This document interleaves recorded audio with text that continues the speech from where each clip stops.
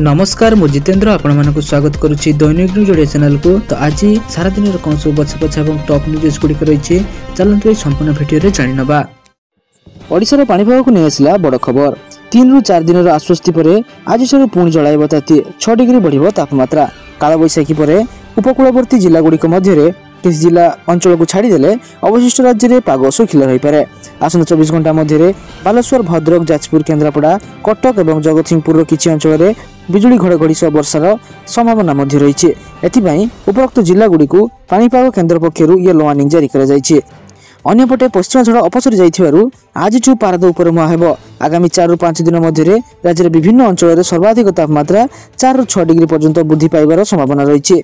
फल दिन और राति गुळुगुळी अनुभूत हेबो बोली पाणीपाग विभाग पूर्वानुमान कर देइछे। चलन देखिया परवर्ती अपडेट कोन रही। नकली मेडिसिन को नहीं आसला बड़ खबर। विधानसभा स्वास्थ्य मंत्री मुकेश महालिंग उत्तर राज्य में 3 वर्ष में 84 नकली मेडिसिन चिन्हट होइछे। मंत्री को कहवा अनुसार गत 3 वर्ष में 13,052 नमूना परीक्षण कर 84 मेडिसिन नकली थिबा जना पड़िछे। नकली मेडिसिन नहीं 107 मामला होइछा बेले 15 जन गिरफ होइछन्ति। 3 वर्ष मध्य 3,462 चढ़ाऊ कर मंत्री सूचना देइछन्ति। तेबे राज्य में प्रतिदिन नकली खाद्य पदार्थ नहीं नकली पुलिस जाए चिन्हट होउछन्ति। एबे नकली मेडिसिन चिन्हट होइथिबा बेले एहाकु नै चिंता वृद्धि पाइछि।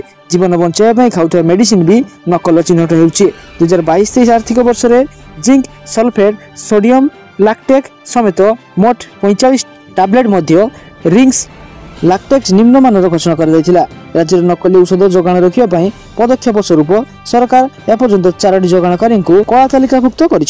चलो देखिए परवर्ती अपडेट कौन रही। एप्रिल 2 ରୁ जुक्त 2 खाता देखा। आसंता एप्रिल 2 तारिख आरंभ हो जुक्त 2 खाता देखा। प्रथम पर्यायर 13 तारिख पर्यंत और द्वितीय पर्यायर 15 ରୁ 26 तारिख मध्य खाता देखा चलो। मूल्यांकन 10 दिन पूर्व परीक्षा खाता को कोडिंग कर। आसंता 27 तारिख में विज्ञान और 27 तारिख में कला वाणिज्य और धंदामूलक परीक्षा सर। यापर उभय ऑनलाइन और ऑफलाइन खाता देखा आरंभ हो। कला विभाग ओडिया और इंग्रेजी विषय खाता देखा बहु विलंब होथिबारु चलित थर एहाकु ऑनलाइन मूल्यांकन करने पदक्षेप निया चलित थर 63 ऑनलाइन मूल्यांकन केन्द्र कर बेले 77 ऑफलाइन और 57 कोडिंग सेंटर कर मूल्यांकन केन्द्र को हेउथिबा दूरता को दृष्टि रखी प्रति जिले में मूल्यांकन केन्द्र खोल देवगढ़ परी जिले में प्रथम थर पर मूल्यांकन केन्द्र खोलिबो। सेपरि पूर्वरु कॉलेज गुड़िक प्रैक्टिकल मार्क मैनुअल भाव देउथिले। मात्र चलित वर्ष कॉलेज माने एहाकु ऑनलाइन में दाखल करिथिबारु अतिरिक्त समय अपचय हेबो नाही। परीक्षा सरिबार 45 दिन मध्य परीक्षाफल प्रकाश करने को परिषद लक्ष्य रखिछि। चलित थर मोट 1276 परीक्षा केन्द्र में उभय रेगुलर और एक्स रेगुलर वर्गर प्राय 3,93,000 पिला परीक्षा देइछन्ति। चलन देखिया परवर्ती अपडेट कौन रही। विद्युत दर बढ़िया को नहीं आसला बड़ खबर। विद्युत उपभोक्ता आसला खुशी खबर। राज्य में बढ़िलानी विद्युत दर अपरिवर्तित रही प्रेसमिट ओईआरसी पक्षर घोषणा कर साधारण ग्राहकों अपरिवर्तित रहिबो विद्युत दर। ओईआरसी पक्षर एक बड़ घोषणा कर स्मार्ट मीटर रेंट छाड़ कर 2 किलोवाट पर्यंत स्मार्ट मीटर रेंट छाड़ करिछि निगम। जो 60 टंका रेंट चार्ज पड़ुथिला आउ देवाक पड़िबो नाही। से भली डिजिटल पेमेंट रे 4% रिहाती बलवत्तर रही।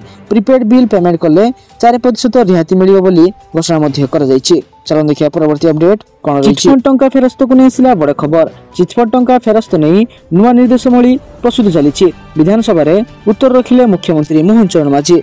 नुआ सरकार टंका फेरस्त प्रक्रिया को सरलीकरण करिवे। प्रक्रिया को सरलीकरण पई नुआ निर्देशावली प्रस्तुत करछु। याजाबत 96,474 क्षतिग्रस्त को 45 कोटी 96 लाख फेरस्त हो जाइए। अवशिष्ट जमाकारी को फेरस्त पई त्वरित पदक्षेप निया जाउछि। चलो देखिए परवर्ती अपडेट कौन रही। महिला मानक प्रति मास मिल 2500 टंका और मागणा गैस सिलिंडर। चलो देखना संपूर्ण अपडेट कौन रही। महिला मानक एक बड़ घोषणा करने जाउछन्ति राज्य सरकार। प्रत्येक महिला को मिल 2500 टंका। केवल सेतिकी नुहे 2500 मागणा एलपीजी सिलिंडर मध्य जोगाई देबे सरकार। दिल्ली विधानसभा बजट अधिवेशन अर्थात सोमवार ठारू आरंभ हो जाइए। दिल्ली मुख्यमंत्री रेखा गुप्ता 25 मार्च रे बजट उपस्थापन करेंगे। 24 मार्च रु 28 मार्च पर्यंत चलवाकु थिबा एही बजट अधिवेशन रे दिल्ली मुख्यमंत्री रेखा गुप्ता दिल्लीवासी अनेक घोषणा करिपारंती।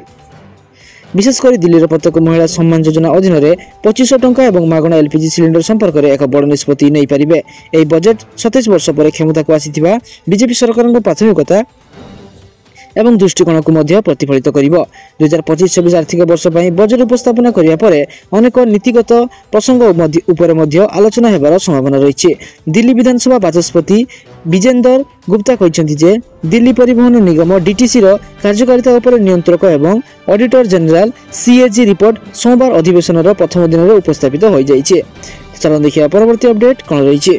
ସୁଭଦ୍ରା ଟଙ୍କାକୁ ନେଇ ଆସିଲା ବଡ଼ ଖବର। ମାର୍ଚ୍ଚ ମାସରେ ହିତାଧିକାରୀଙ୍କ ଖାତାକୁ ଦ୍ୱିତୀୟ କିସ୍ତି ସୁଭଦ୍ରା ଟଙ୍କା ଆସିଯାଇଛି, କିନ୍ତୁ କିଛି ମହିଳାଙ୍କ ଖାତାକୁ ସୁଭଦ୍ରା ଟଙ୍କା ଆସିଥିବା ବେଳେ ବର୍ତ୍ତମାନ ଯାଏ କିଛି ଜଣଙ୍କ ଖାତାକୁ ଏହି ଟଙ୍କା ପହଞ୍ଚି ପାରିନାହିଁ।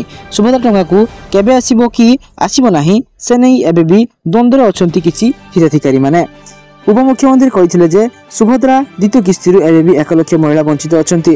ରାସନ କାର୍ଡ ଓ ଇନକମ୍ରେ ତାଳମେଳ ଖିଲାପ ଯୋଗୁଁ 1 ଲକ୍ଷ ମହିଳାଙ୍କ ଖାତାକୁ ଟଙ୍କା ପହଞ୍ଚି ପାରିନାହିଁ। ସେଥିପାଇଁ ଆମେ ଚିନ୍ତିତ ରହିଛୁ। ମାର୍ଚ୍ଚ 31 ତାରିଖ ପରେ ଏବେ 1-to-1 ସର୍ଭେ ହେବ। ରାକ୍ଷୀ ପୂର୍ଣ୍ଣିମାରେ ବଞ୍ଚିତ ଯୋଗ୍ୟ ହିତାଧିକାରୀ ପାଇବେ ଦ୍ୱିତୀୟ କିସ୍ତି ଟଙ୍କା। ଯେଉଁମାନେ ପ୍ରଥମ କିସ୍ତି ପାଇଥିଲେ ଦ୍ୱିତୀୟ କିସ୍ତି ଆସିବା ବେଳେ ତାଙ୍କ ପାଖରେ ଥିବା ରାସନ କାର୍ଡକୁ ଆୟ ବର୍ଗ ଅଧିକ ଥିବାରୁ ରାସନ କାର୍ଡ ଫେରାଇଛନ୍ତି। ସେହି କାରଣରୁ 1 ଲକ୍ଷ ମହିଳାଙ୍କୁ ଅସୁବିଧା ଭୋଗ କରିବାକୁ ମଧ୍ୟ ପଡୁଛି। ପ୍ରଥମ କିସ୍ତି ପରେ କିଛି ମହିଳା ତାଙ୍କ ଭିତରୁ ଗାଡ଼ି କିଣି ନେଇଛନ୍ତି। 5 ଏକର ଜମି ନଥାଇ ମଧ୍ୟ ମଣ୍ଡିରେ ଧାନ ଦେଇଛନ୍ତି। ଏ ଯେଉଁ ଅସୁବିଧା ହିତାଧିକାରୀ ଚୟନ କରିବାକୁ ଚ୍ୟାଲେଞ୍ଜ କରୁଛି। ସେହି କାରଣରୁ 1 ଲକ୍ଷ ମହିଳାଙ୍କ ରିଭ୍ୟୁ ଚାଲିଛି। ରକ୍ଷାବନ୍ଧନ ସମୟରେ ଯେଉଁମାନେ ତାଙ୍କ ଭିତରୁ ଯୋଗ୍ୟ ହେବେ ସେହି ସମୟର ତାଙ୍କ କିସ୍ତି ଟଙ୍କା ମିଳିପାରିବ। ଆସନ୍ତା ମାର୍ଚ୍ଚ 31 ତାରିଖ ଯାଏଁ ସୁଭଦ୍ରା ଆବେଦନର ଅବଧି ରହିଛି। 21 ବର୍ଷ ଯାହାକୁ ହୋଇଯିବ ସେମାନେ ଆବେଦନ କରିପାରିବେ। ଯେଉଁମାନେ ବଞ୍ଚିତ ରହିଛନ୍ତି 31 ତାରିଖ ପରେ 1-to-1 ସର୍ଭେ ହେବ। କ'ଣ କାରଣ ରହିଛି ଓ ସମସ୍ୟାର ସମାଧାନ ହେବ ବୋଲି ଆଶ୍ୱାସନା ଦେଇ ରାଜ୍ୟ ଉପମୁଖ୍ୟମନ୍ତ୍ରୀ ସୂଚନା ଦେଇଛନ୍ତି। ଚାଲନ୍ତୁ ଦେଖିବା ପରବର୍ତ୍ତୀ ଅପଡେଟ୍ କ'ଣ ରହିଛି। ଆସିଲା ବଡ଼ ନିଯୁକ୍ତି ସୁଯୋଗ। ତହସିଲଦାର କାର୍ଯ୍ୟାଳୟ ପକ୍ଷରୁ ଆସିଲା ବଡ଼ ବିଜ୍ଞପ୍ତି। ନୟାଗଡ଼ ଦଦା ବେତାର ଉପଜିଲ୍ଲାପାଳ ଓ କାର୍ଯ୍ୟନିର୍ବାହୀ ଅଧିକାରୀ କାର୍ଯ୍ୟାଳୟ ପକ୍ଷରୁ ଓଡ଼ିଶା ତହସିଲ କାର୍ଯ୍ୟାଳୟ ନିଯୁକ୍ତି 2025 ବିଜ୍ଞପ୍ତି ପ୍ରକାଶ ପାଇଯାଇଛି, ଯେଉଁଥିରେ ଏକାଧିକ ପଦବୀ ପାଇଁ ୱାକ୍ ଇନ୍ ଇଣ୍ଟରଭ୍ୟୁରେ ଅଂଶଗ୍ରହଣ କରିବା ପାଇଁ ଯୋଗ୍ୟ ପ୍ରାର୍ଥୀଙ୍କୁ ଆମନ୍ତ୍ରଣ କରାଯାଇଛି। ଓଡ଼ିଶାରେ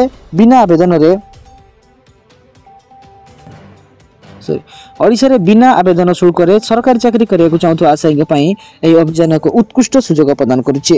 ଯୋଗ୍ୟତା ମାନଦଣ୍ଡ ପୂରଣ କରୁଥିବା ପ୍ରାର୍ଥୀମାନେ 30 ମାର୍ଚ୍ଚ 2025ରେ ସିଧାସଳଖ ୱାକ୍ ଇନ୍ ଇଣ୍ଟରଭ୍ୟୁରେ ଯୋଗ ଦେଇପାରିବେ। ସିଧାସଳଖ ନିଯୁକ୍ତି ମାଧ୍ୟମରେ ତହସିଲ କାର୍ଯ୍ୟାଳୟରେ ଏକାଧିକ ପଦବୀର ନିଯୁକ୍ତି ପାଇଁ ବିଧିବଦ୍ଧ ବିଜ୍ଞପ୍ତି ପ୍ରକାଶ କରିଛନ୍ତି ନୟାଗଡ଼ ଦଦା ବେତାର ଉପଜିଲ୍ଲାପାଳ ଓ କାର୍ଯ୍ୟନିର୍ବାହୀ ଅଧିକାରୀ। ସୁପରଭାଇଜର, ମୋହରୀ, ପିଅନ ଏବଂ ନାଇଟ୍ ୱାଚମ୍ୟାନ୍ ପଦବୀ ପାଇଁ ଖାଲି ପଡ଼ିଥିବା ପଦବୀ ପୂରଣ କରିବା ପାଇଁ ଏହି ନିଯୁକ୍ତି ଅଭିଯାନ ଲକ୍ଷ୍ୟ ରଖାଯାଇଛି। କୌଣସି ଲିଖିତ ପରୀକ୍ଷା ନଥିବାରୁ 2025 ମାର୍ଚ୍ଚ 30 ତାରିଖରେ ହେବାକୁ ଥିବା ୱାକ୍ ଇନ୍ ଇଣ୍ଟରଭ୍ୟୁରେ ସେମାନଙ୍କ ପ୍ରଦର୍ଶନ ଆଧାରରେ ପ୍ରାର୍ଥୀ ଚୟନ କରାଯିବ। ଓଡ଼ିଶାରେ ତୁରନ୍ତ ସରକାରୀ ଚାକିରି ଚାହୁଁଥିବା ଆଶାୟୀଙ୍କ ପାଇଁ ଏହା ଏକ ବଡ଼ ସୁଯୋଗ ସୃଷ୍ଟି କରିଛି। ଓଡ଼ିଶା ତହସିଲ କାର୍ଯ୍ୟାଳୟ ନିଯୁକ୍ତି 2025 ପରିଚାଳନା କର୍ତ୍ତୃପକ୍ଷ ଉପଜିଲ୍ଲାପାଳ ଓ କାର୍ଯ୍ୟନିର୍ବାହୀ ଅଧିକାରୀଙ୍କ କାର୍ଯ୍ୟାଳୟ ଦଦାବେତା ନୟାଗଡ଼।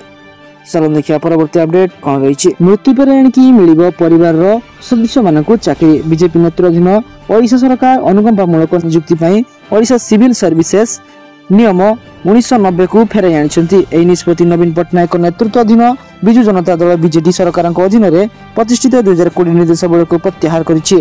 ଭୁବନେଶ୍ୱର ଲୋକସଭା ଭବନରେ ଅନୁଷ୍ଠିତ କ୍ୟାବିନେଟ୍ ବୈଠକରେ ଏହି ପ୍ରସ୍ତାବକୁ ଅନୁମୋଦନ ମିଳିଛି। ସରକାରୀ କର୍ମଚାରୀଙ୍କ ମୃତ୍ୟୁ ପରେ ତାଙ୍କ ପରିବାର ସଦସ୍ୟଙ୍କୁ ଏଣିକି ପୁରୁଣା ନିୟମ ଅନୁଯାୟୀ ନିଯୁକ୍ତି ଦିଆଯିବ। 2020 ମସିହାରେ ଓଡ଼ିଶାର ବେସାମରିକ ସେବା ନିୟମ ଲାଗୁ ହେବା ପୂର୍ବରୁ ଯେଉଁ କର୍ମଚାରୀଙ୍କ ମୃତ୍ୟୁ ହୋଇଛି ଥଇଥାନ ସମ୍ବନ୍ଧୀୟ ସମସ୍ତ ବିଚାରାଧୀନ ଆବେଦନ ଓଡ଼ିଶା ସିଭିଲ ସର୍ଭିସ ନିୟମ 1990 ଅନୁଯାୟୀ ନିଯୁକ୍ତି ପ୍ରଦାନ କରାଯିବ। ପୂର୍ବରୁ ଜଣେ ସରକାରୀ କର୍ମଚାରୀଙ୍କ ମୃତ୍ୟୁ ହେଲେ ତାଙ୍କ ପରିବାରର ଜଣେ ସଦସ୍ୟଙ୍କୁ ରାଜ୍ୟ ସରକାର ଗ୍ରୁପ C କିମ୍ବା ଗ୍ରୁପ D ପଦବୀରେ ନିଯୁକ୍ତି ଦେଉଥିଲେ।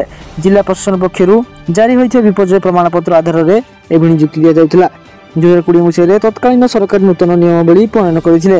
ବିପର୍ଯ୍ୟୟ ପ୍ରମାଣପତ୍ର ବଦଳରେ ମାର୍କିଂ ସିଷ୍ଟମ ଲଗାଇଥିଲେ। ଏହା ସହ ଯେଉଁ ସରକାରୀ କର୍ମଚାରୀଙ୍କ 1990ରୁ 2020 ମସିହା ଭିତରେ ପ୍ରାଣ ହରାଇଥିଲେ ସେମାନଙ୍କ ପରିବାରବର୍ଗଙ୍କୁ ମଧ୍ୟ ନୂଆ ନିୟମାବଳୀରେ ସାମିଲ କରାଯାଇଥିଲା। ଫଳରେ ଅନେକ ପରିବାର ଏହି ସହାୟତାରୁ ବଞ୍ଚିତ ହୋଇ ନିଯୁକ୍ତି ଦାବି କରିଆସୁଛନ୍ତି। ଅନେକ ମାମଲା ମଧ୍ୟ ଦାୟର ହୋଇଛି। ଚାଲନ୍ତୁ ଦେଖିବା ପରବର୍ତ୍ତୀ ଅପଡେଟ୍ କ'ଣ ରହିଛି। ଓଡ଼ିଶାରେ ଆସିବ ନୂଆ ଜଳନୀତି। ଓଡ଼ିଶାରେ ଆଗକୁ ଆସିବ ନୂଆ ଜଳନୀତି। ଅଧିକ କୃଷି ଭୂମିକୁ ଜଳସେଚନ କରିବା ପାଇଁ ଏହି ନୀତି ଆଣିବେ ରାଜ୍ୟ ସରକାର। ଏନେଇ ବିଧାନସଭାରେ ସୂଚନା ଦେଇଛନ୍ତି ମୁଖ୍ୟମନ୍ତ୍ରୀ ମୋହନ ଚରଣ ମାଝୀ। ନୂଆ ଜଳନୀତିରେ 5 ବର୍ଷରେ 15 ଲକ୍ଷ ହେକ୍ଟର ଜମିରେ ଜଳସେଚନ ପାଇଁ ଯୋଜନା ରହିଛି। ଏଥିରେ ଚଳିତ ବର୍ଷ 2,27,000 ହେକ୍ଟର ଜମିକୁ ଜଳସେଚନ କରାଯିବାର ମଧ୍ୟ ଲକ୍ଷ୍ୟ ରଖାଯାଇଛି। ଆଜିର ସମୟରେ ମଧ୍ୟ ଆମେ ଓଡ଼ିଶାରେ ସବୁ ଜମିକୁ ଜଳସେଚନ କରିବା ଲକ୍ଷ୍ୟ ପୂରଣ କରିପାରୁନାହୁଁ। 60ରୁ ଅଧିକ ବ୍ଲକରେ 35%ରୁ କମ୍ ଜଳସେଚନ ହେଉଛି। ଅନେକ ଟଙ୍କା ଖର୍ଚ୍ଚ କରି ମଧ୍ୟ 50%ରୁ ଅଧିକ ଜମିରେ ଜଳସେଚନ ହୋଇନାହିଁ। ଏଥିପାଇଁ କୃଷି କାର୍ଯ୍ୟ ବାଧାପ୍ରାପ୍ତ ହେଉଛି। ଏସବୁ ସମସ୍ୟାର ସମାଧାନ ପାଇଁ ଆମେ ନୂଆ ଜଳ ନୀତି ଆଣିବାକୁ ଯାଉଛୁ, କହିଛନ୍ତି ମୁଖ୍ୟମନ୍ତ୍ରୀ ମୋହନ ଚରଣ ମାଝୀ। ତ ସାରାଦିନ ଏପରି ବଛା ବଛା ଏବଂ ଗୁରୁତ୍ୱପୂର୍ଣ୍ଣ ଖବର ଜାଣିବା ପାଇଁ ଆମ ଚ୍ୟାନେଲକୁ ସବସ୍କ୍ରାଇବ ରଖନ୍ତୁ ଏବଂ ଆମ ଭିଡ଼ିଓ ଗୋଟେ ଲାଇକ୍ କରିଦିଅନ୍ତୁ। ଧନ୍ୟବାଦ।